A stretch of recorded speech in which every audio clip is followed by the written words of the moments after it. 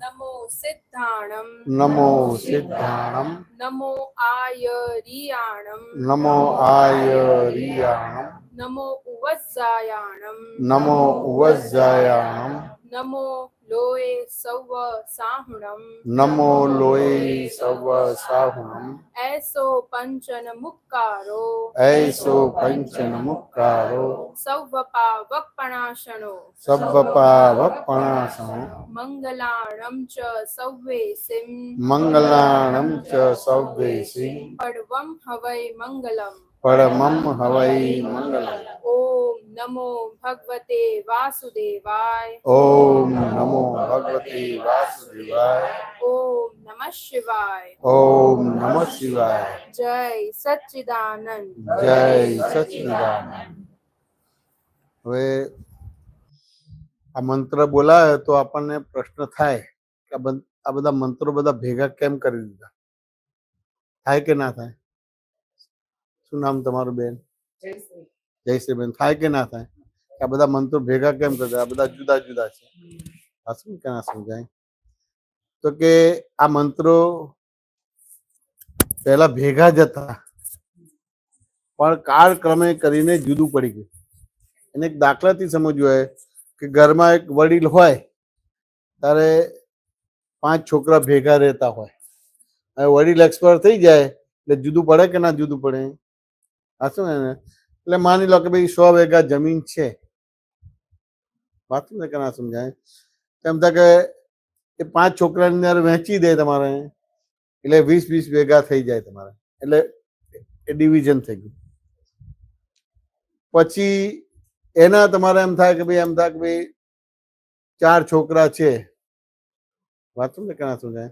એ 5 વીઘામાં ડિવિઝન થઈ જાય. પછી એના 5 છોકરા છે તો 1 વીઘામાં ડિવિઝન થઈ જાય. હવે મૂળ પુરુષ હતો ત્યારે બધું જોડે હતું, જેમ સમય થયો એમ બધું વિભાજન થઈ ગયું. હવે જેમ જેમ 1 વીઘો છે પાછા છોકરાઓ થાય એટલે ઘટતું જાય. પછી શું ખાલી ઓળખ પૂરતું જાય કે આ મારી જમીન છે, કે એમાં કઈ ખેતી બેતી થાય નહીં. હવે એક સાથે 100 વીઘા જમીન હોય ને એમાં ખેતી કરે તો પાક સારો મળે. હવે વિભાજન થાય તો દરેકની ઓળખ માટેની વાડ બાંધે, જવા આવવા માટેનો રસ્તો એ કરે, એટલે એટલી જમીન ઓછી થઈ જાય એટલે પાક ઓછું મળે. સાચું ને? એટલે ઓરિજિનલ ભગવાનના ટાઈમમાં આ બધા મંત્રો સાથે હતા, પણ કાળક્રમે કરીને બધું જુદું પડી ગયું. વાંચો ને કે ના શું? હવે આપણે આ મંત્રને આપણે જોઈએ તો કે ખરેખર આ જૈનોનો મંત્ર નથી, વૈષ્ણવનો મંત્ર નથી, શૈવનો મંત્ર નથી. વાંચો ને કે ના સમજાય? આ જે બોલે એનો પોતાનો મંત્ર છે. કેવી રીતે? કે આપણે પહેલો મંત્ર બોલ્યા કે નમો અરિહંતાણમ, એટલે કે હું અરિહંત પરમાત્માને નમસ્કાર કરું છું. હવે અરિહંત પરમાત્મા કોને કહેવાય? અરિ એટલે દુશ્મન, અને દુશ્મન ઉપર જેને વિજય પ્રાપ્ત કર્યો છે એને અરિહંત કહેવામાં આવે છે. અને એવા અરિહંત પરમાત્માને નમસ્કાર કરું છું. હવે દુશ્મનો ક્યાં હોય? શું નામ તમારું? કૌશલભાઈ. દુશ્મનો ક્યાં હોય? અંદર હોય કે બહાર હોય? અંદર. કયા કયા હોય? બહુ સરસ. ક્રોધ માન માયલોક છે એ આપણા દુશ્મનો છે. એ દુશ્મન ઉપર વિજય પ્રાપ્ત કરે તો તમે અરિહંત કહેવાઓ. સાચું ને?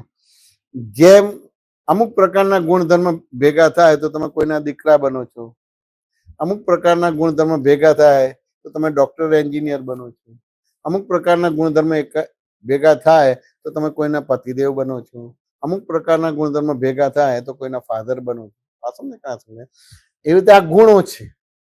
તમે તમારા દુશ્મન પર વિજય પ્રાપ્ત કર્યો તો એવા પુરુષોને આર્યન પરમાત્મા કહેવાય ને એવા આર્યન પરમાત્માને નમસ્કાર કરો. જેમ MBBS એટલે ડોક્ટરનું પદ મળે. હવે તમે ડોક્ટર થઈ ગયા તેમ છતાં મા બાપ માટે દીકરા જ છો. સાચું ને? તમે ડોક્ટર થઈ ગયા તેમ છતાં વાઈફ માટે હસબન્ડ જ છો. તમે ડોક્ટર થઈ ગયા પણ તમારા દીકરા માટે તો ફાધર જ છો. એટલે આ કોઈ વ્યક્તિને નમસ્કાર નથી, ગુણોને નમસ્કાર છે. એટલે જેને પોતે પોતાના દુશ્મન પર વિજય પ્રાપ્ત કર્યો છે એવા પુરુષોને નમસ્કાર કરું છું. એને આર્યન પરમાત્મા કહેવાય. વાંચો ને કે ના સમજાય? એવા આર્યન પરમાત્માનો હું નમસ્કાર કરું છું. વાંચો ને કે ના સમજાય? હવે આ કોઈ વ્યક્તિ નથી. તમે તમારા દુશ્મન પર વિજય પ્રાપ્ત કરો તો તમે પોતે પણ આર્યન થઈ શકે. જેમ તમારા મા બાપ છે એવી રીતે તમારા બાળક થાય તો તમે મા બાપ બની જશો. એટલે કોઈની મોનોપોલી નથી. એ રીતે ભગવાન પણ કોઈ મોનોપોલી નથી. હા, પણ ભગવાનની ક્વોલિટી શું છે? તો કે પોતે પોતાને જાણી લીધો અને પરને જાણી લીધો અને એની લાઈન ઓફ ડિમાર્કેશન રહે. વાંચો ને કે ના સમજાય તો પછી એને ભગવત ગુણ કહેવામાં આવે છે. એને જેની અંદર આવો ભગવત ગુણ ખુલ્લો થઈ જાય એને ભગવાન કહેવામાં આવે. વાંચો ને કે ના સમજાય. એટલે આ સાયન્સ છે, ખ્યાલ કે નહીં? હવે આ તમને સમજાયું એટલે આ કોઈ વ્યક્તિને નમસ્કાર નથી પણ ગુણોને નમસ્કાર છે. હવે રામકૃષ્ણ મહાવીરની અંદર આવા ગુણો ખુલ્લા થઈ ગયા છે કે વ્યક્તિ તરીકે નથી, એની અંદર વ્યક્ત થયું છે, એને નમસ્કાર કરીએ છીએ. જેમ આપણે ડોક્ટર સાહેબ કેમ કહીએ છીએ તો કે ના MBBS થયેલા છે, MD થયેલા છે. વાત સમજે કે ના સમજાય? એટલે ગુણોને નમસ્કાર છે અને ગુણોને નમસ્કાર છે એટલે પક્ષપાત ના કહેવાય, નિષ્પક્ષપાતી કહેવાય. હવે આપણને આ સમજાતું નતું, વાત સમજે કે ના સમજાય? એટલે વૈષ્ણવ ધર્મ વાળા, શૈવ ધર્મ વાળા, મુસલમાન ધર્મ વાળા, ક્રિશ્ચિયન ધર્મ વાળા કે ભાઈ આ મંત્ર મારથી ના બોલાય, મારો ધર્મ ભ્રષ્ટ થઈ જાય. પણ આની વિગતમાં ગયા ત્યારે ખબર પડી કે ના, કોઈ વ્યક્તિનો નમસ્કાર નથી પણ ગુણોને નમસ્કાર છે. વાત સમજે કે ના સમજે? દરેકને પોતાના દુશ્મન પર વિજય પ્રાપ્ત કરવો છે કે નથી કરવો? ગઈકાલે કર્યો કે આવતીકાલે કરવો છે? દુશ્મન વિજય ક્યારે પ્રાપ્ત કરવો છે? અભી હાલ. તમે વાણિયા છો? તો ઓહો, સામાન્ય તો વાણી આવું બોલે પણ બીજા બધા તો કે જરા છોકરાને જરા રમાડી દઉં, પહેણાઈ દઉં અને બધું જો હાથ પેઢીને પછી વિચારીશ કેમ કહું છું. હું બહુ બધું રીડિંગ કરું છું. બહુ સરસ કહેવાય. ના એટલે અત્યારે જોઈએ છે બહુ મોટી વસ્તુ. આજે આ રીડિંગ છે એનો સાયન્ટિફિકલી આન્સર મળ્યો. નકર રીડિંગ હોય ને તે એની અંદર અહંકાર વધારે હોય, પણ એની જગ્યાએ તમે કહો કે અત્યારે ને અત્યારે, એટલે દરઅસલ સમજવું હોય. અત્યારે બોલે શું કર્યું તો આપણે એક કહેવત કે છે કે કાલ કરે સો આજ કરે અને આજ કરે સો અબ કરે. હવે બીજી કહેવત છે ગુજરાતીમાં, જે વર્તમાનમાં રહે સદાય સુખી હોય. ગાડી બંગલા પૈસા હોય એને સુખી નથી કહેવાતા, એ તો જવા આવવાના એટલે દુખી થઈ જશો. એને આવે તો લોકો ઉઘરાણી કરવા આવે કે મને મદદ કરો તો એ રીતે દુઃખી થઈ જશે. પૈસા તો આપે પણ પાછા ના આવે એટલે પાછું દુઃખી થઈ જવાય. પણ કોણે કીધું કે જે વર્તમાનમાં રહે એ સદાય સુખી હોય? અને બીજું બહુ સરસ કીધું કે વર્તમાનમાં રહે એને જ ભગવાન કહેવામાં આવે. એટલે તમે કહો અત્યારે એટલે એનો મિનિંગ કે મય ભગવત ગુણ ખુલ્લો થયો છે, પણ હું છે કરીને થયું. સાચું ને? કારણ કે ક્રોધ માન માયાલોભ છે હજી, અને આપણે એના પ્રમાણે ચાલે છે. મહિલો જે ભગવાન છે ને એમ પ્રમાણે ચાલતા નથી, ક્રોધ માન માયાલોભ પ્રમાણે ચાલે છે. ને પ્રોબ્લેમ્સ કોની જોડે થાય? ઘરના જોડે છે કે અડોસ પડોસ વાળા જોડે થાય છે? ઘરના જોડે જ થાય છે. આ પોલીસ પકડે તો સાહેબ કહે કે ના કહીએ, અને આપણા ઘરવાળા કંઈક રસોઈ મોડી બનાવે કે કંઈક બરાબર ના બને તો બૂમા બૂમ થઈ જાય. આ કંઈક હશે એના આધારે બગડ્યું છે થોડું, કે ભાઈ મીઠું ઓછું પડ્યું કે વધારે પડ્યું છે, પણ બૂમા બૂમ થઈ જાય કે ના થાય. એટલે આપણા નજીકના જોડે જ ઝઘડા થાય કે આ ક્રોધ માન માયેલો પ્રમાણે ચાલીએ છીએ. વાત સમજે ને? અને આ તમારે વર્તમાનમાં રહે એને સદાય સુખ્યું, અને વર્તમાનમાં રહે એને જ ભગવાન કહેવાનું. સાચું ને? ભગવાનની ભક્તિ કરવી હોય તો તમારા વર્તમાનમાં ભૂતકાળ ના હોવો જોઈએ. ભગવાનની ભક્તિ કરવી હોય તો તમારા વર્તમાનમાં ભવિષ્યકાળ ના હોવો જોઈએ. હવે તમારા વર્તમાનમાં ભૂતકાળનો ભય છે, તમારા વર્તમાનમાં ભવિષ્યની ચિંતા છે, તો એ કાઢશો તો જ ભગવાનની ભક્તિ કહેવાશે. સાચું ને? આ બધા ફોટા કે મૂર્તિ લગાવી છે તો એક તમારે લોકોને હોકાયંત્ર પ્રમાણે ગાઈડલાઈન છે, ગાઈડલાઈન કહેવાય. એટલે અમુક અંશે આ સાધનો તમને ઉપયોગી થાય. અમુક લેવલ પછી આ બધા ભગવાન કામમાં નહીં આવશે. જેટલી તમારી સમજણ ભૂલ વિનાની થઈ એ ભગવત ગુણ ખુલ્લો થયો ને એને ભગવાન કહેવામાં આવશે. એટલે તમારા વર્તમાનમાંથી ભૂતકાળનો ભય જતો રહ્યો જોઈએ, તમારા વર્તમાનમાંથી તમારા ભવિષ્યની ચિંતા જતી રહી. પણ ભૂતકાળનો ભય છે કે નહીં? સામાન્ય તો ભવિષ્યની ચિંતા છે કે નહીં? સાચો ને? એટલે ભાઈ તમે આખી બોટલ પોઈઝન પી લો કે પેલી ટાંકણી જેટલું પોઈઝન પી લો, મરી જ જાય માણસ. આપણે થોડી ઘણી ભૂલ પીએ છીએ એટલે જાણ કે ભૂલ જ ના થોડી ઘણી આપણે મારી જ નાખે. તો હા બોલો. મારો એક ક્વેશ્ચન હતો હા કે જે તમે વાત કીધી એ બહુ સાચી કીધી કે માણસ હંમેશા વર્તમાનમાં તો જીવતો નથી, કાં તો ભૂતકાળમાં હોય છે કાં તો ભવિષ્યની ચિંતામાં હોય છે. બસ બરોબર છે.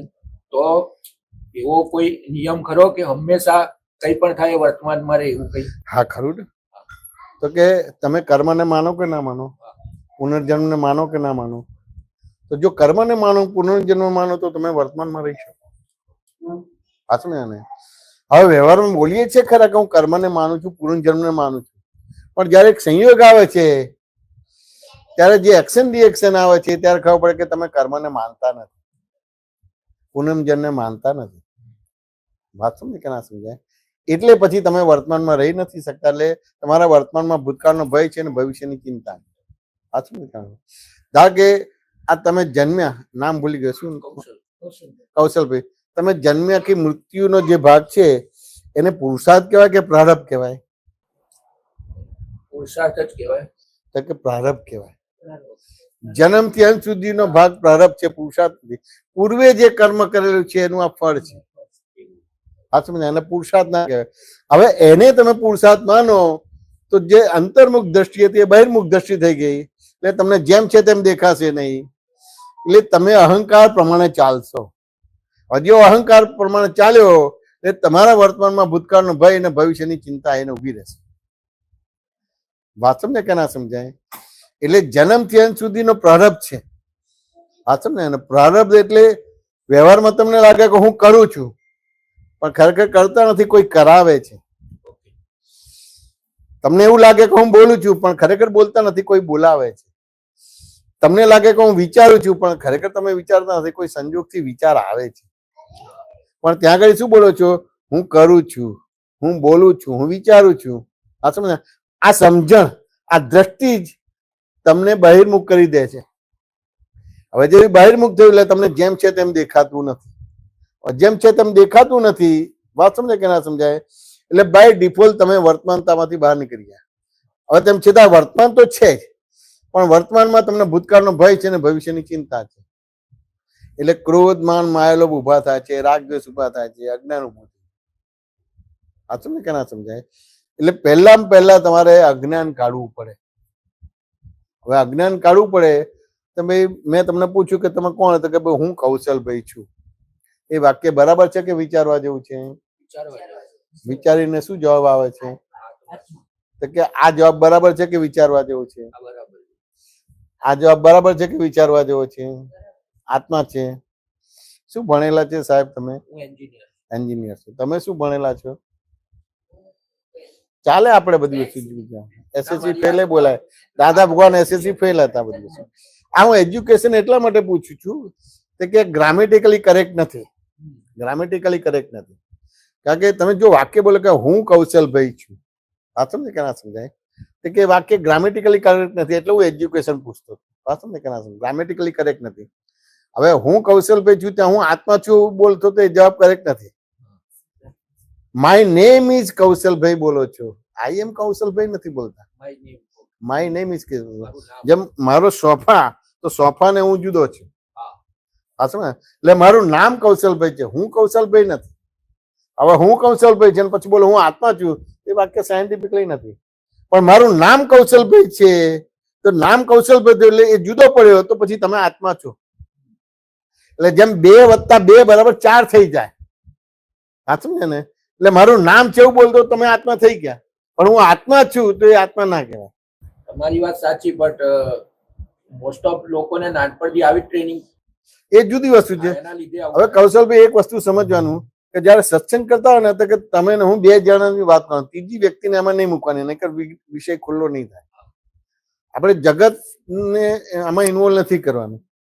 જગત તો આવું જ રહેવાનું. કારણ કે કર્મને માનો છો, દરેકના કર્મ જુદા જુદા છે. જેમ ક્લાસરૂમમાં 100 છોકરાઓ છે તો બધા ડોક્ટર નહીં થાય, બધા એન્જિનિયર નહીં થાય, બધા ચાર્ટર એકાઉન્ટ નહીં થાય. વાત સમજે કે ના સમજાય? હવે તમે એ વાત કરશો તો એટલો બધો વિષયાંતર થઈ જશે તો કે જે આપણે ગાડીનું સ્ટીયરિંગ હાથમાંથી જતું રહેશે. અથવા તો પતંગનો દોરો હાથમાંથી જતો રહેશે. એટલે આપણે વાત કરતા તમે ને હું ને તમે, બસ એ રીતે જ વાત કરો તો તમે વર્તમાનમાં આવી શકશો. કૌશલભાઈ વાત સમજે કે ના સમજાય? એટલે તમને ખ્યાલ આવી ગયો ને, મારું નામ છે, હું નથી. માય નેમ ઇઝ કૌશલભાઈ, હુ એમ આઈ. હવે એને વિભાજન ઓર કરીએ. આપણે આમાં આંગળી ચીધે કે ભાઈ આ મારું ઘર છે, તો આ ઘરને તમે જુદા થયા કે ના થયા? આમ આંગળી ચીધે કે મારા મધર છે, તો મધર અને તમે જુદા થયા કે ના થયા? વાત સમજે કે ના સમજાય? એટલે આ વસ્તુને આપણે લઈએ સ્થૂળ કહેવાય. જે આંગળી ચીધી જે સ્થૂળ થયું. હવે શરીર ઉપર આવીએ તો કે હું હાથ છું એવું બોલો છો કે મારો હાથ છે એવું બોલો છો? મારો હાથ. એવી રીતે હું પગ છું એવું બોલો છો કે મારો પગ છે એવું બોલો છો? મારો પગ છે. વાત સમજે ને? આ સૂક્ષ્મ થયું. આ માય આવ્યું એટલે એના માટે જુદું જ પડી જાય છે. એને કાપવું નથી પડતું, પણ જુદું છે અને છે જ. વાત સમજે કે ના સમજાય? હવે અંદર જઈએ. હવે હું અહંકાર છું એવું બોલો છો કે મારો અહંકાર છે એવું બોલો છો? હું બુદ્ધિ છું એવું બોલો છો કે મારી બુદ્ધિ છે? આ શું ને, આ સૂક્ષ્મતર થયું. આ સ્થૂળ શરીર ઉપર આવ્યો એટલે સૂક્ષ્મ, અંદર ગયા મારો અહંકાર એ સૂક્ષ્મતર, અને પછી જે છે તમે પોતે છો. એટલે આ વિભાજન કરવું પડશે. હવે તમારી બોડી લેંગ્વેજ શું છે, તમારી બિલીફ શું છે, તમારી બિહેવિયર શું છે, તમારી માન્યતા શું છે, તમારું વર્તણૂક શું છે. મારું નામ ભૂલી ગયો પાછો, કૌશલભાઈ. વાત સમજે ને? એટલે બાય ડિફોલ્ટ જ આ પ્રક્રિયા બની જાય છે. જેમ તળાવમાં કાંકરી નાખો તે કેન્દ્ર બને છે ને સર્કલ બની જ જાય છે. એ તમારે રૂટમાં જવું પડશે કે મારું નામ છે, હું નથી. માય નેમ ઇઝ, હુ એમ આઈ. ત્યાં આગળ પછી ધીમે ધીમે બોલે કે મારું નામ કૌશલભાઈ ને હું જ કૌશલભાઈ છું. એટલે હું અને મારું બે ભેગું થઈ ગયું છે. હવે હું એ ગ્રામેટિકલી લઈએ કે પુરુષ સૂચક શબ્દ છે, અને મારું એ ગ્રામેટિકલી લઈએ તો સ્ત્રી સૂચક શબ્દ છે. એટલે પુરુષ અને સ્ત્રી બે ભેગા થાય છે અને આ જગત ઊભું થઈ ગયું. હવે આઈ અને માયનું સેપરેટેશન થશે તો કામ થશે. આપ સમજે કે ના સમજે? જય સચ્ચિદાનંદ, જય સચ્ચિ. એટલે આઈ માનું સેપરેટેશન કરવાનું રે. તમે પ્રશ્નોત્તરી દ્વારા આઈ માયનું સેપરેટેશન કરી દીધું. વાત સમજે કે ના સમજે? હવે તમે પણ ધીમે ધીમે આઈ ને માયનું સેપરેટેશન કરશો એટલે કરતા કરતા તમારું પરફેક્ટ થઈ જશે. વાત સમજે ને? હવે આ સેપરેટેશન થઈ ગયું એટલે કૃષ્ણ ભગવાને બહુ સરસ કીધેલું છે, પર ધર્મ ભયાવહ મામેકમ શરણો વ્રજ. પર ધર્મ ભય પમાડનારો છે, માટે તું મારા શરણે આવી જા. વાત સમજે ને? હવે આપણે બધા પર ધર્મને શું માન્યો કે કૃષ્ણ ભગવાને વૈષ્ણવ ધર્મની સ્થાપના કરી છે, એટલે વૈષ્ણવ ધર્મ એ સ્વધર્મ છે અને બાકીના બધા પર ધર્મ છે. તો કે ખરેખર ભગવાન આવું ના કે. પણ હવે પર ધર્મ કોને કહેવાય? તો કે ભગવાન એવું કીધું કે ઇન્દ્રિયોના ધર્મને તું તારો ધર્મ ના માનતો. કે ભાઈ ઇન્દ્રિયોના ધર્મને મારો ધર્મ ના માનવું એટલે શું કહેવા માંગે છે? કે આંખ જોવે છે અને કહે છે શું? હું જોઉં છું. હવે શેના આધાર બોલે છે? કે હું કૌશલભાઈ છું માટે હું જોઉં છું એવું આવે. મારું નામ કૌશલભાઈ છે તો એ નહીં આવે તમારે. પણ આંખ જોવે છે ને કહે છે શું? કે હું જોઉં છું. એટલે આ ઇન્દ્રિયના ધર્મને પોતાનો ધર્મ માને. એ રીતે હાથ કામ કરે છે અને કહે છે કે હું કામ કરું છું. હાથ કામ કરે જેવું નથી બોલતો, પણ હું કામ કરું છું. એટલે આ ઇન્દ્રિયના ધર્મને પોતાનો ધર્મ માને. એ તો પગ ચાલે છે પણ કહે છે શું? કે હું ચાલું છું. એટલે આ ઇન્દ્રિયના ધર્મને પોતાનો ધર્મ માને. એટલે પર ધર્મને પોતાનો ધર્મ માન્યો માટે ભય ઉભો થયો. હવે ભય ઉભો થયો એટલે તમારા ભૂતકાળનો ભય ઉભો થાય છે અને ભવિષ્યની ચિંતા ઉભી થાય.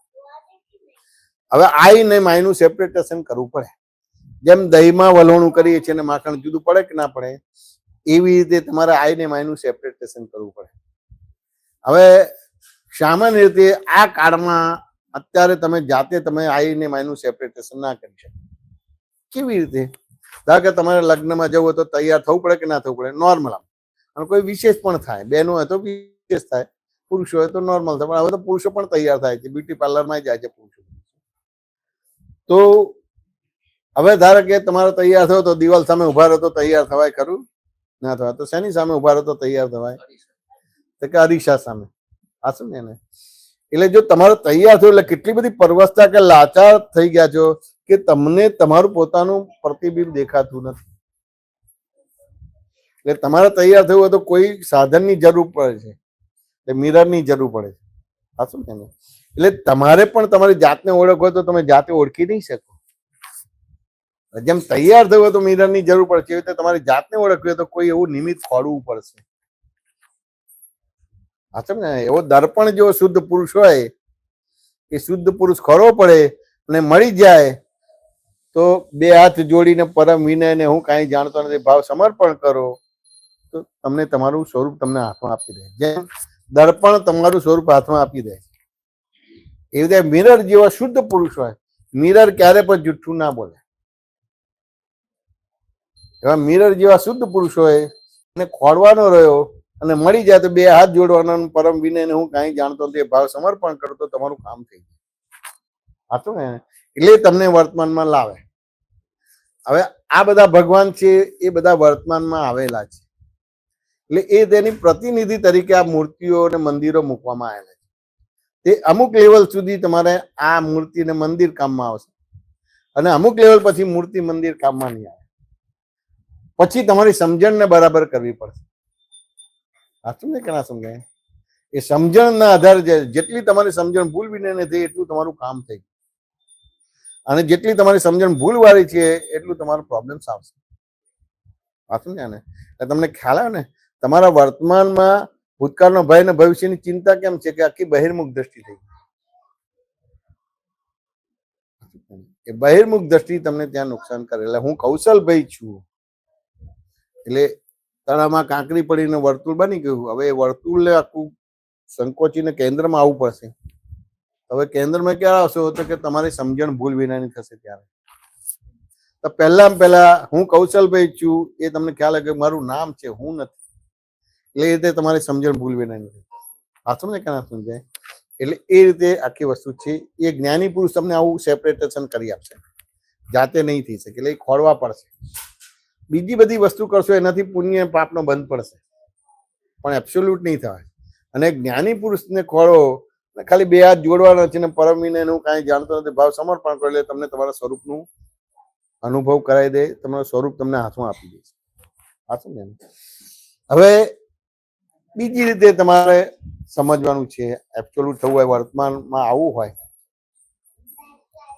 તો કે સામે તો ભૂલો દેખાય કે ના દેખાય? તમારી વધારે દેખાય કે બીજાની વધારે દેખાય?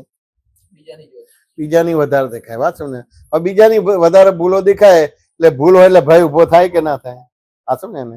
કારણ કે મારે અહીં સત્સંગમાં આવવાનું છે અને થોડું મોડું થઈ ગયું, હું તાવડે આવું અને કોઈને ટક્કર મારી પણ અહીંયા કોઈ દેખાતું ના, હું ધીમે નીકળી જાઉં તો અડધો કલાક પછી પોલીસ આવે તો બીક કોને લાગશે? તમને બધાને લાગશે કે મને લાગશે? એક્સિડન્ટ કરે છે એને જ લાગશે. એટલે ભૂલ થઈ એટલે ભય ઉભો થાય. આ શું ને? એટલે આ જેવું ભૂલ કરી એટલે ભય ઉભો થયો એટલે તમારા વર્તમાનમાં ભય છે. એટલે ભૂતકાળનો ભય અને ભવિષ્યની ચિંતા એટલે બાય ડિફોલ્ટ જ એ થઈ જાય. તમારું વર્તમાન બરાબર કરવાનું રહ્યું. વર્તમાન બરાબર કરવું એટલે સમજવું પડશે કે નહીં સમજવું પડે? કૌશલભાઈ, હવે હું તમારી સામે બેઠો છું, તમે મારી સામે બેઠા છો. હું તમને જોઉં તો તમે મને સીધા દેખાશો કે ઊંધા દેખાશો? સીધા દેખાશો. હું દિવાલ તરફ દ્રષ્ટિ રાખું તો કે દેખાય કે ના દેખાય? હવે દિવાલ તરફ દ્રષ્ટિ રાખું ને આમ વળી જવું, આમ વળી જવું, પણ દ્રષ્ટિ દિવાલ તરફ છે, દેખાય કે ના દેખાય? હવે બીજી રીતે કહું છું કે દિવાલ તરફ દ્રષ્ટિ રાખું છું પણ હું 180 ડિગ્રી વળું છું તો દેખાય કે ના દેખાય? સીધા દેખાય કે ઊંધા દેખાય? ઊંધા દેખાય. હવે મને એમ થાય કે 5-25 સેકન્ડ પહેલા મને કૌશલભાઈ સીધા દેખાતા હતા, કેમ બગડી ગયા? હવે મને પ્રશ્ન થશે એટલે સફાળો થઈ જઈશ ને. હવે સફાળો થઈશ એટલે હું 180 ડિગ્રી વળ્યો છું એ સીધો થઈ જઈશ અને દિવાલ તરફ દ્રષ્ટિ ફેરવી છે એની બદલે તમારે સામે દ્રષ્ટિ કરી તો સીધા દેખાશે કે ઊંધા દેખાશે?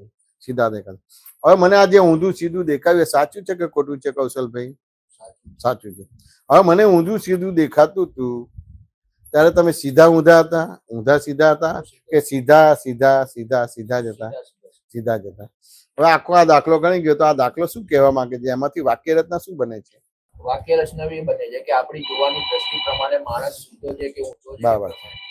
એટલે જેવી દ્રષ્ટિ એવી સૃષ્ટિ થઈ. વાત સમજે કે ના સમજે? જેવી દ્રષ્ટિ એવી સૃષ્ટિ થઈ. વાત સમજે કે ના સમજે? એટલે આ એક જવાબ આવે પણ બીજો પણ જવાબ આની અંદર છે. બીજો શું જવાબ છે? બીજો જવાબ એ છે કે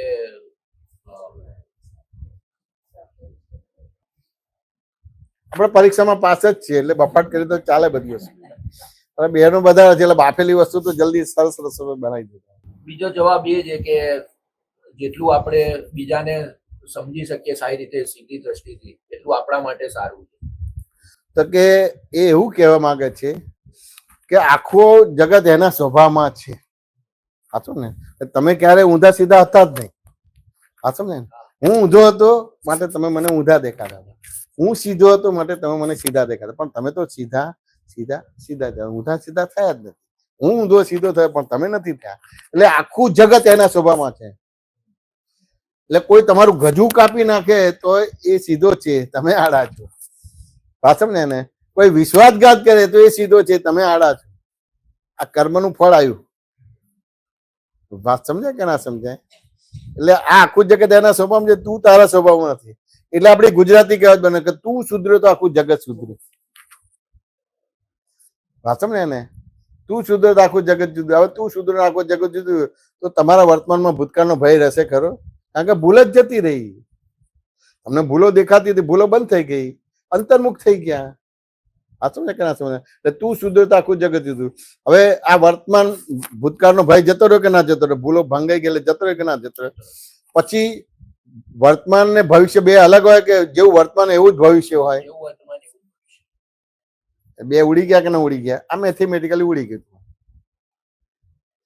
ભૂલો તમારી જતી રહી એટલે ભૂતકાળનો ભય જતો રહ્યો, અને જેવું વર્તમાન હોય એવું જ ભવિષ્ય હોય. કારણ કે ભવિષ્ય પણ આવતું નથી. આપણે કરીએ. વાત સમજે કે ના સમજે? આપણને આપણા પર વિશ્વાસ નથી. એટલે ભાઈ આપ થોડા પૈસા બચાવીએ કે ભવિષ્યમાં કામમાં આવશે, આમ છે તેમ છે, પણ ખરેખર કામમાં નથી આવતું બધું. એટલે આપણને આપણા પર વિશ્વાસ નથી માટે આપણે આ બધું કરવા દઈએ છીએ. આ સમજે ને? એટલે કે ને સાધુ ચાલતા ભલા, એ લંગોટ લગાવીને પેલું કમંડલ લઈને નીકળી જાય બધી વસ્તુ. આ સમજે તમે? એટલે આ તમે આ તમારા વર્તમાનમાંથી ભૂતકાળનો ભય ને ભવિષ્યની ચિંતા કાઢી કે ના કાઢી દીધી? આ સેમ. એટલે હવે આ જે વસ્તુ થઈ એટલે એનો મિનિંગ એવો થયો કે સત્સંગ એટલે કથા પ્રવચન વ્યાખ્યાન સાંભળો એને સત્સંગ કહેવાય કે પ્રશ્નોત્તરીથી સત્સંગ કહેવાય? પ્રશ્નોત્તરીથી મનના જે વિચારો દૂર થાય એને સત્સંગ કહેવાય. તો કે પ્રશ્નોત્તરીથી તમારા મનને સમાધાન મળશે. હવે ભગવાને શું કીધું હતું કે મનને સમાધાન આપવું એનું નામ ધર્મ કીધું હતું. મનને એકાગ્ર કરવું એનું નામ ધર્મ નથી કીધું. પણ અત્યારે મેક્સિમમ લોકો મનને એકાગ્ર કરે છે, મનને સમાધાન નથી આપતા. એક સંયોગ આવ્યો છે પણ એ સંયોગમાં એને મનને સમાધાન નથી થયું. મા બાપ છોકરાના કઈ પ્રોબ્લેમ થાય પણ સમાધાન નથી થતું. અમુક સંજોગ છે એટલે આપણે લેટગો કરીએ છીએ પણ અંદર તો ચૂંચૂં થાય છે. હસવટભાઈ ને છે તો કઈ વ્યવહાર થાય છે તો લેટગો કરીએ છીએ પણ અંદર ચૂંચૂં થાય છે. સાસુ બહુ ને લેટગો કરીએ પણ અંદર ચૂંચૂં થાય છે. વાત સમજે કે ના સમજાય? એટલે ક્યાં ને ક્યાં મનને સમાધાન આપ્યું નથી. હવે જો કર્મને માનતા હોય, પુનર્જન્મને માનતા હોય, ભગવાનને માનતા હોય તો પ્રોબ્લેમ છે જ નહીં કે છે. વાત સમજે કે ના સમજાય? મારે એક જગ્યાએ જવાનું થયું હતું. હવે લગ્ન હતું ને લગ્ન નિમિત્તે સત્સંગ ગોઠવ્યો આગલા દિવસે. તો મારે વાત કેવી રીતે કરવી? તો મેં એમ જરા પૂછ્યું કે તમે કયા ભગવાનને માનો છો? સાચું કે ના સમજાય? તો એને કીધું કે બધાને માનું છું, સર્વ ધર્મ સંભાવ. ભગવાનને માનું છું, માતાજીને માનું છું, સર્વ ધર્મ સંભાવ. તો જવાબ તો બહુ સરસ કીધો પણ મને પ્રશ્ન થઈ ગયો કે મારી 70 વર્ષની લાઈફમાં હજુ એક હાલું આ કોઈ બી એક વ્યક્તિ ભગવાનને માનતો હોય, માતાજીને માનતો હોય કે ધર્મને માનતો હોય કે સર્વ, તો આ દેશની કે આ વિશ્વની આવી દશા ના હોય. એટલે મને પ્રશ્ન થઈ ગયો. એટલે મેં પાછો એમને પ્રશ્ન કર્યો, મેં કહ્યું તમારા મન વચન ક્યાંથી તમને દુઃખ થાય કર્યું? તો કે નેચરલી થાય. કે મેં કહ્યું તમારા મન વચન ક્યાંથી બીજાને દુઃખ થાય? તો કે નેચરલી થાય. મેં કહ્યું બીજાના મન વચન ક્યાંથી તમને દુઃખ થાય? તો કે એ નેચરલી થાય. મેં કહ્યું મને નેચરલી પ્રશ્ન થઈ ગયો કે કોણે સર્વ ધર્મ સંભાવ કહો છો, કોણે માતાજી કહો છો, કોણે ભગવાન કહો છો? વાત સમજાય કે ના સમજાય? અલે વ્યવહારમાં વરસાદ આવે છે ને છત્રી આપણી પાસે તો પલળતા નથી. આ બહાર ઠંડી લાગે ને ગરમ કપડા તો આપણને ઠંડી નથી લાગતી. અને હાલો ભગવાનને માનતો એ દુઃખી હોય ખરો? એ દેશ કે વિશ્વ દુઃખી હોય ખરું? આ તો એકબીજાને મારો કાપો. વાત સમજે કે ના સમજાય? આ પહેલગામમાં તમારે 9 કપલ ત્યાં પહેરીને ગયું અને પેલા હસબન્ડને મારી નાખ્યા એની વાઈફમાં, તો શું આ શું છે? આટલે સુધી નીચે એમ કે મનુષ્ય ડાઉન થઈ ગયું છે. સાચું ને કે ના સમજાય? નો ડાઉટ બધાના કર્મ છે એટલે આપણે એની વિગતમાં નથી જોવા, પણ એ રીતે આપણે ખાવું પડે ને. તો કે કોઈ બી ભગવાનને માનતો હોય, સર્વ ધર્મ સંભાવ માનતો હોય, કે માતાજીને માનતો હોય, તો પોતે દુઃખી ના હોય. આ તો પોતાના જ મનોવચન કાય પોતાના દુઃખરૂપ થાય, બીજાના મનોવચન કાય આપણને દુઃખરૂપ કરે છે, આપણા મનોવચન કાય બીજાના દુઃખરૂપ થાય. એટલે કેવી બધી રીત વિનાના બધા દાખલા અને જવાબો છે, બધા રીત વિનાના દાખલા અને જવાબો છે. વાંચો કે ના? એટલે અમુક લેવલ સુધી કથા, પ્રવચન કે વ્યાખ્યાન બરાબર છે, પણ અમુક લેવલ પછી પ્રશ્નોત્તરીથી તમારા ખુલાસા મળશે તો તમે ભગવાનનું અનુસંધાન કરી શકશો. જેમ મારે તમારે ત્યાં આવવું હોય તો અત્યારે જીપીએસ છે, એનાથી હું આવી શકું. જીપીએસ ના હોય તો તમારી પાસે લખેલું કે મને એડ્રેસ લખાવો, 4 જણા પૂછું તો હું અહીં આવી શકું. તો સત્સંગ પણ એવો જ હોવો કે ના હોવો જોઈએ? આ તો જીપીએસ વાળો હોય કે આ તો 4 જણા પૂછવાનો હોય. આ તો બાપજી પાટ ઉપર બેસીને બોલ્યા કરે, આપણે સાંભળ્યા કરવાનું. તો ખાલી આ કાનની ઇન્દ્રિયને સમાધાન થશે, કાનની ઇન્દ્રિયને સમાધાન થશે. અને જયારે ડેકોરેટિવ હોય તો આંખની ઇન્દ્રિયને થોડું ગમશે. આ સમજે ને?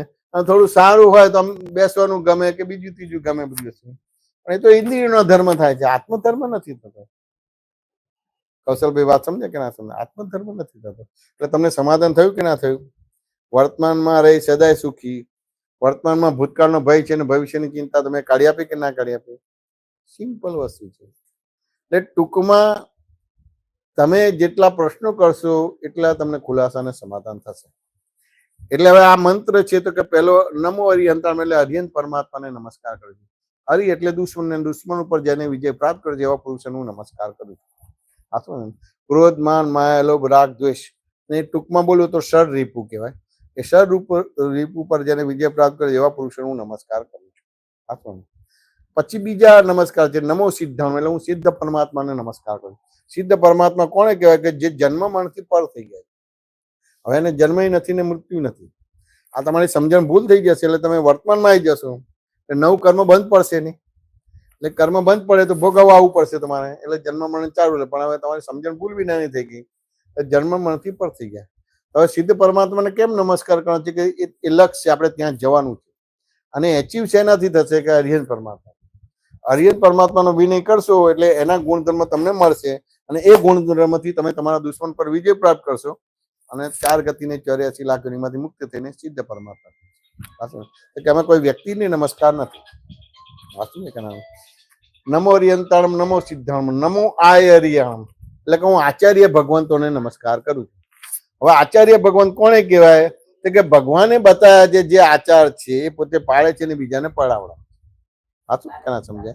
અને બીજી રીતે લઈએ તો જે પ્રિન્સિપાલી, જે સૈદ્ધાંતિક રીતે વૈજ્ઞાનિક રીતે જીવન જીવે છે એવા પુરુષોને આચાર્ય ભગવાન કહેવાય. અને ત્રીજી રીતે લઈએ તો કે જેને લક્ષ, પ્રતીતિને અનુભવ છે, હવે એને કશું ભણવાનું રહ્યું નહીં, એને વર્તે છે, કે એવા પુરુષોને આચાર્ય ભગવાન કહેવાય. ને એવા આચાર્ય ભગવાન હું નમસ્કાર કરું છું. ચોથો નમસ્કાર નમો વૈજ્ઞાનિક, એટલે કે ઉપાધ્યાય ભગવંતોને નમસ્કાર કરું છું. ઉપાધ્યાય ભગવંત કોને કહેવાય? કે જે પોતે ભણે છે અને ભણી લીધેલું બીજાને ભણાવે છે. માની લો કે કૌશલભાઈ તમે 12મા ધોરણમાં છે ને 95-99% તમને માર્ક આવે, એટલે ક્યાં તો ડોક્ટર કે એન્જિનિયર બનશો. સાચું ને? તો બધા ખુશ થશે, તમે ખુશ થશો, સગાવાળા ખુશ થશે, મા બાપ ખુશ થશે, બધા સગાવાળા ખુશ થઈ જશે. પણ ધીમે ધીમે પપ્પા તમને બોલાવશે, ભાઈ તારે ડોક્ટર એન્જિનિયર થવું એનો મને વાંધો નથી, પણ જો હું તને 80-90% મદદ કરીશ, 15-20% તારે તારી રીતે ઊભા કરવા પડશે. એટલે આપણે તરત જ પપ્પાને નિશ્ચિત કરી દઈશે કે તમે ગભરાતા નહીં. આ છે ને, મને 90-99% આવ્યા છે તો મને સમાજમાંથી સ્કોલરશીપ મળશે, હું જે ભણેલો છું એને હું ટ્યુશન કરીશ, એમાંથી પૈસા મળશે, તમે મને આપશો, એમાંથી મારું આગળનું ભણીશ, અને જે ભણેલું છે બીજાને ભણાવીશ. કે આ જે ગુણધર્મને ઉપાધ્યાય ભગવાન કહેવાય. ને એવા ઉપાધ્યાય ભગવાનને હું નમસ્કાર કરું છું. આમાં કોઈ વ્યક્તિ નથી. સાચું ને? હવે ઉપાધ્યાય ભગવાનને લેવું હોય તો પ્રતીતિને લક્ષ, અનુભવ એટલે ડોક્ટર થવાનું બાકી છે. સાચું. હવે 5મો નમસ્કાર કે નમો લોહી સર્વ સાવણ, આ લોકના સર્વ સાધુઓને નમસ્કાર. હવે આપણા બધાની સમજણ કૌશલભાઈ શું છે સાધુની? તો કે જેને ભગવા કપડાં પહેર્યા છે, ગેરુવા કપડાં પહેર્યા છે, કે ના સમજાય, સફેદ કપડાં પહેર્યા છે, એને આપણે સાધુ કહીએ. તો કે લૌકિક ભાષામાં બરાબર છે કે ભાઈ એને ભગવાન કહેવાય, પણ દરઅસલ ભગવાનની ભાષામાં સાધુ કોને કહેવાય? તો કે જે સરળ છે, સીધા છે, કોઈનામાં અંતરાય કે બાધક રૂપ નથી બનતા એવા પુરુષોને સાધુ કહેવામાં આવે. એને તો કે ખરેખર સાધુ કોને કહેવાય? તો કે જેને ભગવા કપડાં પહેર્યા છે, સફેદ કપડાં કરે છે, એને સાધુ ના કહેવાય. લૌકિક ભાષામાં બરાબર છે, પણ ખરેખર ભગવાનની ભાષામાં સાધુ કોણ કહેવાય? જે સરળ છે, જે સીધા છે, કોઈનામાં બંતરાય કે બાધક રૂપ નથી.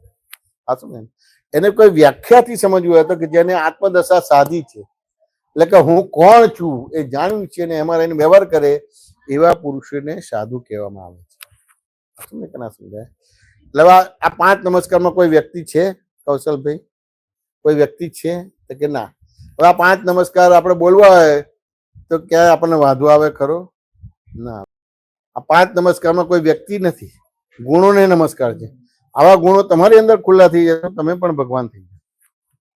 અને દરેક ભગવાન બની શકે. આ જે ભગવાન છે એની મોનોપોલી નથી, તમે પોતે પણ ભગવાન બની શકો. જો આવા ગુણધર્મથી તમે કોઈના દીકરા છો, આવા ગુણધર્મથી ડોક્ટર છો, એન્જિનિયર છો, આવા ગુણધર્મથી હસબન્ડ કે ફાધર છો, તો આવા ગુણધર્મથી તમે ભગવાન પણ થઈ શકો. એની મોનોપોલી નથી. એટલે આ સમજણ આપણી જે અંતર પડતું હતું, ભેદ પડતો એ તૂટી ગયો. સાચું ને? હવે ભેદ પડતો હતો ને ભેદ તૂટી ગયો, અંતર તૂટી ગયું. એટલે આ જ મંત્રને આપણે પોતે જ બોલીશું. એસો પંચનમું કરો. આ 5 નમસ્કાર સબ પાવપણાસો, સર્વ પાપનો નાશ કરનાર છે. મંગલાણમ ચ સવ્યસિંહ, મંગલમાં મંગલ, પડમમ અવય મંગલમ, પ્રથમ અંગન અને સર્વશ્રેષ્ઠ મંગલ છે. કારણ કે આમાં કોઈ વ્યક્તિને નમસ્કાર નથી. સાચું કે ના સમજે? એટલે એ રીતે આપણને જે એની અંદર અંતર પડતું હતું, ભેદ પડતું હતું કે આ બોલવાથી મારો ધર્મ ભ્રષ્ટ થઈ જશે અથવા તો અધર્મ થઈ જશે, તો મને દોષ બેસશે ને હું ભટકી મરીશ. પણ જો સમજાઈ ગયું એટલે આ અંતર તૂટી ગયું, એટલે તમે અભેદ થયા. હવે ઓમ નમો ભગવતે વાસુદેવ, એટલે કે જે નરમાંથી નારાયણ થયેલા છે એને વાસુદેવ ભગવાન કહેવાય. જેને કર્મને કૃશ કર્યા છે, જેને કર્મને કુંચિત કર્યા છે, જેની અંદર ભગવદ ગુણ પ્રગટ થઈ જાય એવા પુરુષોને વાસુદેવ ભગવાન કહે, એવા વાસુદેવ ભગવાનને નમસ્કાર કરો. હવે નરમાંથી નારાયણ એટલે સમજવું પડશે કે નહીં સમજવું પડે? કે હું કૌશલભાઈ છું તો એને નર કહેવાય, અને કૌશલભાઈ જુદા છે ને હું કોણ છું એ જાણી લીધું તો એને નારાયણ કહેવાય. એટલે કે જે નરમાંથી નારાયણ થયેલા છે એવા પુરુષોને વાસુદેવ ભગવાન કહેવામાં આવે છે. હવે જેને કર્મને કૃષ કર્યા છે, હવે કૃષ શબ્દ કૃષિ ઉપરથી આવે છે, ખેતી એટલે કે પુરુષાર્થ, મહેનત. હવે આપણા બધાને જે મહેનત પુરુષાર્થ કેવો છે? દળેલા ને દળીએ છે અથવા તો ઘાસની ખેતી કરીએ છીએ. અને વાસુદેવ ભગવાન છે એ ઘઉંની ખેતી કરે છે. હવે ઘઉંની ખેતી કરે અને ઘાસની ખેતી કરે અને બજારમાં વેચવા જાય તો પૈસા કોના વધારે આવે કૌશલભાઈ? ઘઉંના. હવે ઘઉંની ખેતી કરે અને ઘઉંને જુદા પડે તો બાકી રહે તો ઘાસ છે. તો કે ઘઉંની ખેતી કરે એટલે ગૌણ પેદાશમાં બાય પ્રોડક્ટમાં તમને ઘાસ મફત મળે. સાચું ને? એટલે એ તમે આત્મામાં રહીને વ્યવહાર કરો તો કૌશલભાઈ નું બધું ચાલ્યા જ કરશે, કશું કરવું નહીં પડે. પણ આપણે આત્મામાંથી બહાર નીકળીને કૌશલભાઈ ચહીને બધું કરે છે, એટલે એ નરમાંથી નારાયણ, જે નારાયણ થવું જોઈએ એના બદલે નર થઈ ગયા. કે દરઅસલ પુરુષાર્થ વાસુદેવ ભગવાન કરે ને આપણે બધા ભ્રાંત પુરુષાર્થ. ટૂંકમાં જ્યાં કૃષ્ણ ભગવાન, જ્યાં જગત જાગે છે ત્યાં કૃષ્ણ ભગવાન ઊંઘી જાય છે, અને જગત જ્યાં ઊંઘે છે ત્યાં કૃષ્ણ ભગવાન જાગે છે. અને કૃષ્ણ ભગવાન જ્યાં જાગે છે ત્યાં આપણે ઊંઘી જઈએ છીએ. અને કૃષ્ણ ભગવાન જ્યાં ઊંઘી જઈએ ત્યાં જાગીએ છીએ, એટલે આપણે નર કહેવાય છે અને પેલા નારાયણ કહેવાય. વાંચો કે ના સમજે? એવી રીતે જેને કર્મને કુંઠિત કર્યા છે. કુંઠિત એટલે શું? કે માના ખોળામાં બાળક રમતું અને કંઠી ખેંચે, આ તૂટી જાય એટલે બધા મોતી ખરી પડે, એટલે કર્મ બધા ખરી પડે. એટલે 4 ગતિને 84 લાખ યોનિમાં ભટકવાના જે કર્મો છે એમાંથી મુક્ત થઈ જાય. જેને કર્મને કુંઠિત કર્યા છે એવા પુરુષોને વાસુદેવ ભગવાન કહે ને એવા વાસુદેવ ભગવાનને નમસ્કાર કરું છું. એવી રીતે જેની અંદર ભગવદ ગુણ પ્રગટ થઈ ગયો છે એવા પુરુષોને વાસુદેવ ભગવાન. હવે ભગવદ ગુણ સમજવો પડે કે ના સમજવો પડે? હવે ભગવદ ગુણ તમારી પાસે સમજવા જઈશ તો થોડો જવાબ બરાબર નહીં આવે, એટલે બહેનોને પૂછ્યું. શું નામ તમારું? પાછું ભૂલી ગયું. નીતાબેન. હવે આમ તો પ્રશ્ન ના પૂછાય બહેનોને, પણ હું પૂછી નાખું છું. પણ પહેલા તમારે મને માફી આપવી પડશે નીતાબેન. એટલે માફી આપશો કે નહીં આપો? પણ આ જે હું ગુનો કરીશ ને એ ક્રિમિનલ ગુનો છે. ક્રિમિનલ ગુનો એટલે પોલીસ પકડે ને તો જામીન ના મળે, એટલે હું ક્રિમિનલ ગુનો કરું છું, એટલે માફી આપશો કે નહીં આપો? આપી. હવે જો બધાની સાક્ષી મેં માફી આપી દીધી તો હવે હું ગુનો કરું છું, એટલે પોલીસને નહીં બોલાવતો. આ સમજે કે ના સમજાય? તો કે મીતાબેન તમને ચા બનાવતા આવડે કે ના આવડે? હવે આ જે તમે બોલો તો આટલો નાનો અવાજ થાય કે આવડો મોટો અવાજ થઈ જાય? નાનો થઈ જાય. શું કહો છો કુશલભાઈ? નાનો જ. તો કે બહેનોને આવું ના પૂછાય, બહેનોને આવું ના પૂછાય. ના બરાબર છે, પણ અહીંયા જુદી વસ્તુ, મેં ક્રિમિનલ ગુનો કીધો છે. બહેનોના પ્રશ્ન જ ના પૂછાય. જો પૂછે ને કે તમને ચા બનાવતા શું બોલ્યા, અમને અમને ના, એટલે સામાન્ય તો બહેનોની મોનોપોલી કહેવાય. એટલે આવી રીતે બોલે શું બોલ્યા, ત્રાળ પડે. અમારા પુષ્પાબેન તો ત્રાળ જ પડે છે તમારે. વાત સમજે ને? આ ઉત્તમભાઈ ને છે જરા ચા બરાબર આવે નહીં ને, એટલે કે તને ચા બનાવતા આવડે છે, તરત તો ત્રાળ પડે કે શું બોલ્યા. અમને ચા બનાવતા આવડે જેવું પૂછ્યો છું, ચા નથી બનાવતા, રસોઈ પણ બનાવીએ છીએ એમ કે. અને ચા ને રસોઈ નહીં, ઘર ગૃહસ્થી અમે ચલાવીએ, તમે કમાઈને લાવો. પણ બધા વ્યવહારમાં એટલા બફાટ કરી નાખો છો ને, એ બધા વ્યવહાર અમને જ આવડે, તમને આવડે નહીં એમ કરી. સાચું ને? એટલે ચા બનાવે છે, રસોઈ બનાવે છે, ઘર ગૃહસ્થી ચલાવે છે. અને ઘરમાં નાના મોટા ફંક્શન હોય, જેમ અત્યારે આપણે ભેગા થયા ને, તો નાના છોકરાની બર્થડે હોય તો આપણે કેવું હોટલમાંથી મંગાવતા નથી, રસોઈ નથી બોલાવતા, બધા બેનો ભેગા થઈને જ પ્રસંગ પાર પાડી દઈએ કે ના પાડી દઈએ. એટલે ચા બનાવે છે, રસોઈ બનાવે છે, ઘર ગૃહસ્થી ચલાવે છે, અને નાના મોટા ફંક્શન પાર પાડે કે ના પડે. એટલે અવાજ નાનો થઈ જાય કે મોટો થઈ જાય? કુશલભાઈ શું બોલ્યા? નેચર તો શાંત છે, પણ આ જે ના બધા સારા છે. જો આ વાતાવરણ કેટલું સરસ નીકળે છે. બસ નહીં પૂછવાનું, નહીં પૂછવાનું.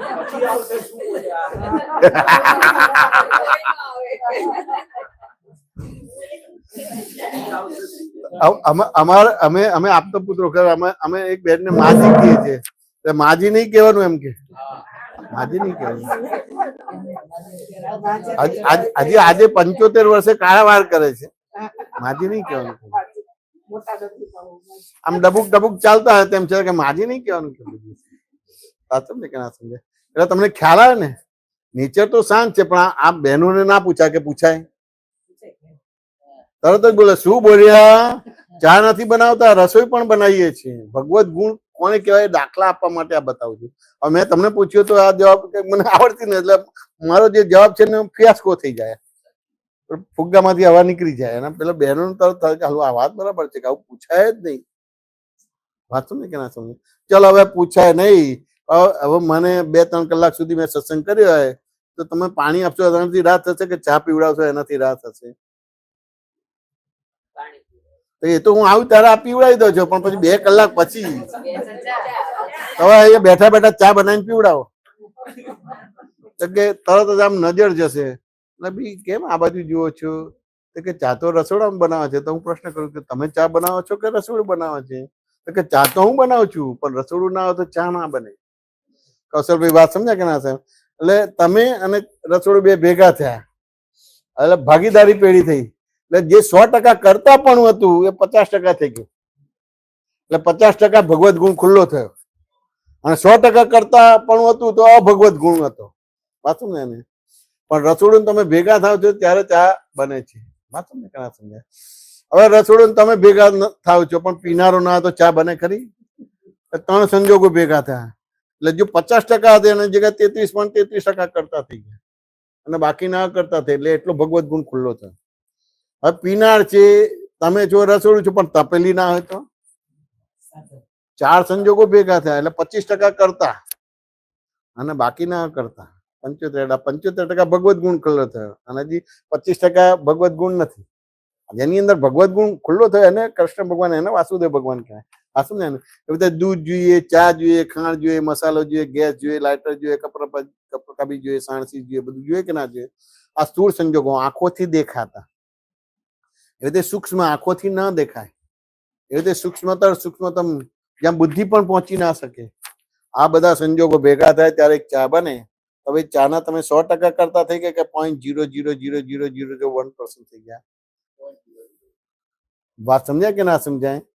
0.001% કરતા થઈ ગયા એટલે કેવું થાય કે કેવળ તમારી હાજરી. તપેલી એ દૂધનું કામ ના કરે, દૂધ એ તપેલીનું કામ ના કરે. વાત સમજે કે ના સમજાય? એવી રીતે તપેલી અને દૂધ એ ખાંડનું કામ ના કરે, ખાંડ એ તપેલી અને દૂધનું કામ ના કરે. કૌશલભાઈ વાત સમજાય કે ના સમજાય? એટલે 0.001% થયું અને કેવળ હાજરી. એટલે તપેલીની હાજરી, તપેલી દૂધનું કામ ના કરે, દૂધ તપેલીનું કામ ના કરે, તપેલી અને દૂધ એ ખાંડનું કામ ના કરે, ખાંડ અને દૂધ એ તપેલીનું. દરેક પોતાના સ્વાભાવિક ક્રિયાને કરતા અને વિભાવિક ક્રિયાના અકર્તા બની ગયા. એટલે આને ભગવત ગુણ કહેવાય. આવો ભગવત ગુણ જેની અંદર પ્રગટ થઈ જાય એને વાસુદેવ ભગવાન કહેવાય ને એવા વાસુદેવ ભગવાનને હું નમસ્કાર કરું. સાચું કે ના સમજાય? હવે આપણે કૃષ્ણ ભગવાનને આવી રીતે નમસ્કાર કરીએ છીએ? આવી રીતે નથી કરતા. આવું કોઈ શાસ્ત્રમાં નહીં મળે તમને. સાચું ને? નરમાંથી નારાયણ આવું શાસ્ત્રમાં નહીં મળે તમારું. આ રામ ભગવાને નારાયણ કહેવાય, નરમાંથી નારાયણ થયા. પોતે પોતાને જાણ્યો. આ તો એટલું બધું હું પદ છે, હું કરું એ જ નરસિંહ મહેતા બોલી ઉઠ્યા. હું કરું એ જ અજ્ઞાનતા, સકટનો ભાર જેમ સ્વાણ તાણે, સૃષ્ટિ મંડાણ એની પેણે, જોગી જોગેશ્વરા કોક જાણે. ને ચલો તમે કરતા છો તો પહેલા તમારી જાતને મરવા ના દો ને. હા, ધારો કે માની લો કે તમે કરો છો, પહેલા તમે તમારી જાતને મરવા દો ખરા? તેમ છતાં મૃત્યુ થાય છે ને. એટલે કરતા છો કે કરતા નથી? ખાલી આરોપ જ છે. એવી રીતે ધારો કે ચલો કરતા છે તો તમે બીમાર ના પડો, તમારા સગાવાળાને બીમાર ના પડવા દો, તમારી સોસાયટી વાળાને બીમાર ના પડવા દો, તમે જે રાજ્યમાં, જે શહેરમાં, જે વિશ્વમાં કે દેશમાં રહો છો એને કોઈને બીમાર ના પડવા. બીમાર પડો છો ને માટે સાબિત થાય છે કે કરતા નથી. હતો ને? પણ તેમ છતાં કરતા પડવાનું ભૂત ધૂણ્યા કરે છે ને. હું કરું છું, હું ના હોય તો કશું થાય જ નહીં એમ કે. આ બધી વસ્તુ બાધક થઈ જાય. પછી બોલો તો ખરા, બોલવાની સત્તા ખરી ને કુશલભાઈ? પણ ઘણી વાર આપણે ના બોલવું તો બોલાઈ જાય કે ના બોલાઈ જાય, અને મૌન રહેવું હોય તો એ બોલાઈ જાય.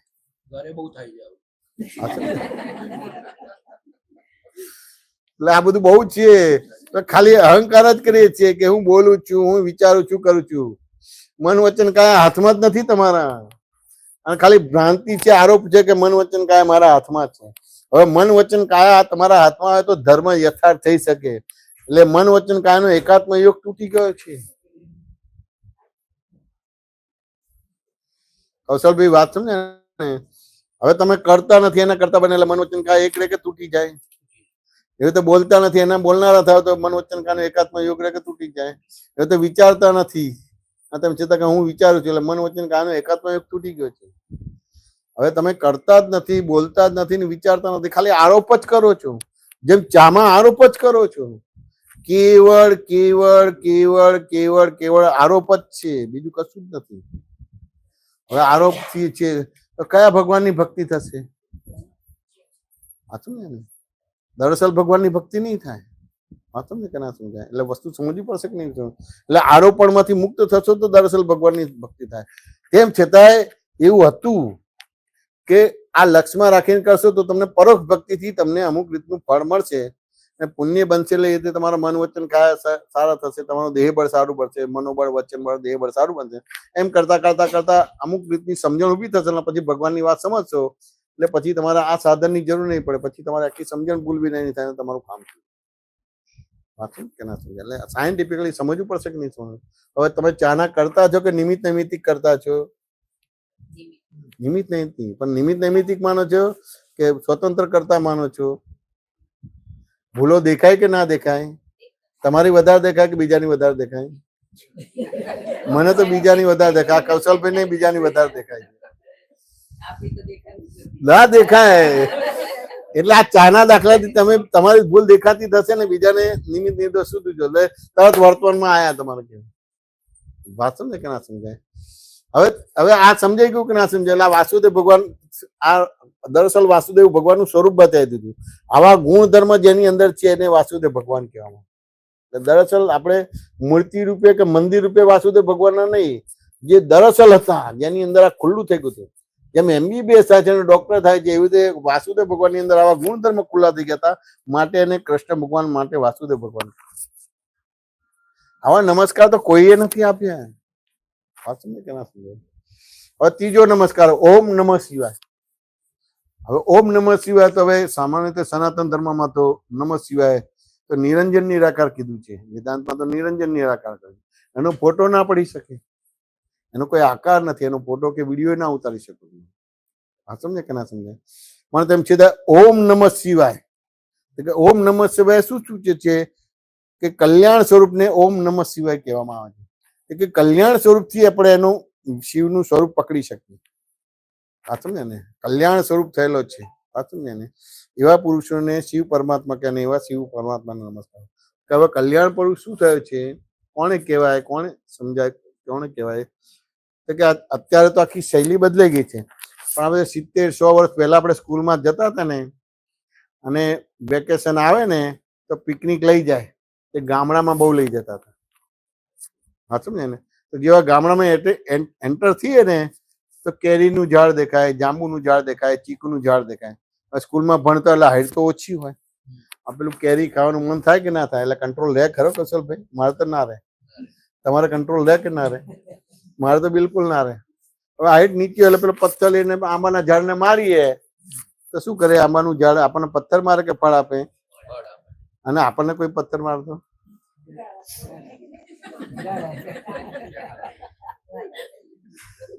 વાત સમજાય કે ના સમજાય?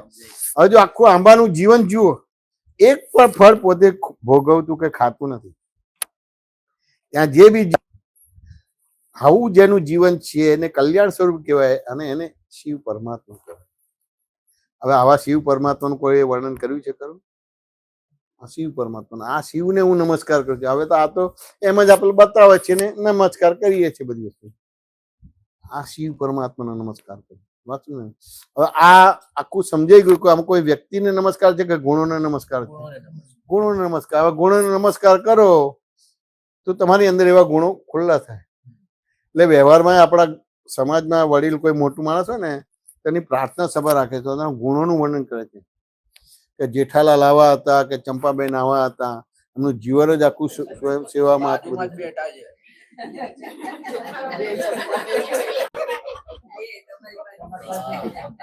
તમે અલગ નામ બોલો.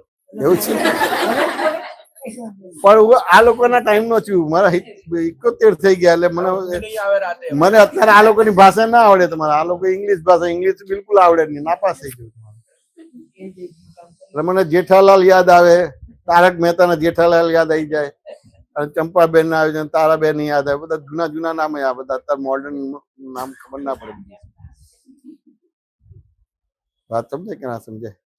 એટલે વાત છે ને, ગુણોનું વાત કરતા હોય કે એમનું આ યોગદાન હતું, સમાજમાં યોગદાન હતું, અડોસ પડોશમાં હતું, આમ બધું આવે છે. એ ગુણાનું વાત. હવે ગુણાનું વાત કરો, એવા ગુણો તમારી અંદર ખુલ્લા થઈ જાય. તમે કરવા જાઓ તો ના થઈ શકે, પણ કોઈના જેમ અત્યારે કીધું ને કે આ ગમે તો પણ મૌન રહે છે, આ ગુણાનું વાત થાય એટલે તમારી અંદર એ ગુણ ખુલ્લો થઈ જાય. અને એની નિંદા કરો તો એ પણ તમારી અંદર ખુલ્લા થઈ જાય. તમારું આ સમજે કે ના સમજે? એટલે આ ગુણોનું વાત છે. એટલે આ તમે ગુણોની ભક્તિ કરો તો તમે એમ થાય ને, 4 ધામની યાત્રા ના કરો, અમરનાથની યાત્રા ના કરો, કૈલાસ માનસરોવર યાત્રા ના કરો, તેમ છતાંય તમારી અંદર એમ કહે ને કે ભાઈ હરિયન સિદ્ધ આચાર્ય ઉપાધ્યાય સાધુ ખુલ્લા થઈ જાય, વાસુદેવ ભગવાનનું પદ ખુલ્લું થઈ જાય, શિવ પરમાત્માનું પદ ખુલ્લું. ખાલી ગુણાનું પદ જ કરવાનું. પણ આપણે તો કેટલા બધા અવગુણોની નિંદા ટીકા કરીએ છીએ. ધર્મ કરે છે, પણ મેક્સિમમ ધર્મ કરનારા નિંદા ટીકા ઈર્ષા રૂપે કરે છે. વાત સમજે કે ના સમજે? આ સાયન્ટિફિકલી સમજવાનું. આ સમજાઈ ગયું? હવે આ સમજાઈ ગયું એટલે આ તમને હવે આ મંત્ર બોલો તો વાંધો આવે ખરો કૌશલભાઈ? વાત સમજે કે ના સમજે? હવે આમાં કોઈ ધર્મ પરિવર્તન છે કે દરઅસલ તમારી આખી દ્રષ્ટિ ફેર થાય છે? દ્રષ્ટિ ફેર થાય છે. આ જેવી દ્રષ્ટિ એવી સૃષ્ટિ બની જાય છે. આ સમજાય ને? હવે આખું સાયન્ટિફિકલી સમજી લેવાનું છે. આ સમજાઈ ગયું એટલે જેવી તમારી સમજણ ભૂલ વિના થઈ તો તમારી અંદર ભગવત ગુણ ખુલ્લો થયો, અને ભગવત ગુણ ખુલ્લો થયો તો તમારી અંદર ભગવાન પણ ખુલ્લા થઈ. જેમ શિલ્પકાર એક માર્બલ મળે છે, એમાં રામકૃષ્ણ મહાવીરની તમારે એક કરે. આ તમારી સમજણ ભૂલ વિનાની થઈ ગઈ એટલે ભેદ રહ્યો કે ભેદ જતો રહ્યો? ભેદ જતો રહ્યો. દાદા ભગવાન પાસે એક એમ થાય ને કે ગૂંચવતો મૂંઝવતો વ્યક્તિ આવ્યો, બહુ મૂંઝવણ વાળો ગૂંચવાયેલો વ્યક્તિ આવ્યો. ગૂંચવાયેલો એ મૂંઝાયેલો હોય તેને વિનમ્રતા ના હોય, વિવેક ના હોય, એટલે સીધું દાદા પાસે કે મને ભગવાનનું એડ્રેસ આપો કે, તો દાદા એની સ્ટાઇલમાં જ જવાબ આપી દો, લખી લે કે જ્યાં અભેદતા છે ત્યાં ભગવાન છે, જ્યાં ભેદ છે ત્યાં ભગવાન નથી. સાચું ને? તો અત્યારે મેં આ મંત્ર સમજાયો તો તમને ભેદ પાડ્યો કે અભેદ કર્યા? અભેદ કર્યા. તો કે આપણે હવે અભેદ કર્યા એટલે એનું મીનિંગ એના પહેલા તમે ભેદ વાળા જતા એવું થયું કે ના થયું? આ અભેદ થયા. હવે અભેદ થયા એટલે હવે તમે જે ભક્તિ કરશો એ તમારે લાઈવ ભક્તિ થશે. અને અભેદ થયા એટલે તમારા વર્તમાનમાં ભૂતકાળનો ભય ઉડી જશે, કારણ કે ભૂલ વિના ના થઈ ગયા. તમારા વર્તમાનમાં ભૂતકાળનો ભય જતો રહેશે, તમારા વર્તમાનમાં ભવિષ્યની ચિંતા જતી રહેશે. સાચું ને કે ના સમજાય? હવે આ ચાનો દાખલો સમજાઈ ગયો. સાચું ને કે આટલા બધા સંજોગો ભેગા થાય ત્યારે ચા થાય. તો ખાલી આ ચા માટે જ છે કે બીજું કોઈ એની અંદર મેસેજ પણ આપે છે? બીજો મેસેજ છે. એટલે આટલા બધા સંજોગો ભેગા થાય ચા બને તો કોઈને તમને મૂર્ખ બનાવવા તો એ મૂર્ખ બનાવી નહીં શકે. સ્થૂળ, સૂક્ષ્મ, સૂક્ષ્મતર, સૂક્ષ્મતમ આ બધા સંજોગો ભેગા થશે તો તમારી જોડે દગો ફટકો કે વિશ્વાસઘાત કરી શકશે. કોઈ કહે કે હું તમારું ધનોત્પન્ન કરી નાખીશ, પણ જો આ દાખલો સમજાઈ જશે ને તો કે આ તો એક એવિડન્સ થયો કે ધનોત્પન્ન કરી નાખીશ, પણ બીજા કેટલા એવિડન્સ ભેગા થાય તો એ આપણું બગાડી શકે. પણ ચાનો દાખલો આટલે સુધી નથી લઈ જઈ શકતા. વાત સમજે કે ના સમજે? એટલે આટલી મોટી વસ્તુ છે. એવી રીતે તું સુધરે તો આખું જગત સુધર્યું. જગતને નથી સુધારવાનું. વાત સમજે કે ના સમજે? જગત નથી સુધારવાનું. સિકંદર આવ્યો તો આખું વર્લ્ડ જીતવા માટે આવ્યો તો કેટલો જીતી ગયો. સાચું એને? અને પછી એને ગુરુ પાસે જાય છે કે આટલું જીત્યું, આટલા ગુલામ થઈ ગયા, આટલું સોના મર ને આ તે બધી વસ્તુ. વાત સમજે કે ના સમજે? બધું ઘણું બધું કીધું. એના ગુરુ હતા એ તો રેતમાં સૂતા હતા. પેલું જીતીને આવ્યા ને એટલે બધું બતાવવા જાય ને વખાણ કરવા જાય. પેલો સૂર્યના કિરણો લેતા હતા તો ત્યાં વચ્ચે આવી ગયા. બાજુ પર હટ, આમ જરા તિરસ્કારથી વાત કર, બાજુ પર હટ. આમ હવે આવો આ જગત જીત્યો હોય ને આવું કહે તો શું થાય? વાળી નાખે. પણ એ કશું કર્યું નહીં, કારણ કે એનો પરમ શિષ્ય હતો તમારે. તે પછી એને આ બધું કીધું ને તો એને તો ઓર અપમાન કર્યું. તું તો મારા ગુલામનો ગુલામ છું. આ સમજે કે ના સમજાય? એટલે કે આટલું બધું જીત્યો તેમ છતાં મારો ગુલામનો ગુલામ છું એમ કે. એટલે પછી કીધું કે જો મેં ક્રોધ, માન, માયા, લોભ, રાગ, દ્વેષ અને અજ્ઞાન ઉપર વિજય પ્રાપ્ત કર્યો છે, અને ક્રોધ, માન, માયા, લોભ અને રાગ, દ્વેષ અને અજ્ઞાને તારા ઉપર વિજય પ્રાપ્ત કર્યો. એટલે તું મારા ગુલામનો ગુલામ છું. જેવું આ બોલે છે ને ત્યારે એને ક્લિક થઈ જાય છે સિકંદરને. ત્યારે પોતાના વસિયતમાં લખે છે કે જ્યારે મારો જનાજો નીકળે ત્યારે મારા બે હાથ ખુલ્લા રાખજો એમ કે, અને કહેજો કે સામ ડામ ડન ભેદ પાડીને આ બધું જીત્યો, પણ હું જો કશું લઈ નથી જઈ શકતો. કશું લઈ નથી જઈ શકતો. વાત સમજે કે ના સમજે? આટલો મોટો મેસેજ છે. આ સાયન્સ સમજાયું તો કામ થઈ ગયું. કૌશલભાઈ વાત સમજે કે ના સમજે? આ વિજ્ઞાન છે.